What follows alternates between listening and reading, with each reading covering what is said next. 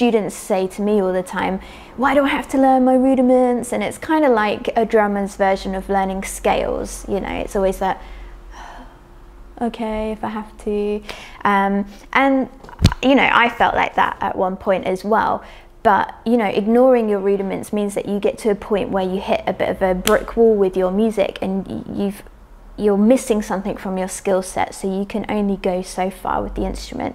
So it's fine on one hand, but at the same time, when you do work on these different sticking patterns, which is all that rudiments are, so it's a fancy word that just means different sticking patterns, and we have a whole list of different ones that are official rudiments that we have to learn. Singles we use all the time. You could think of Dave Grohl plays them all the time in Nirvana or Queens of the Stone Age or Foo Fighters. You could have single strokes that you play on the hi-hat, so that kind of thing. That's all single strokes. Remember, it's just a sticking pattern.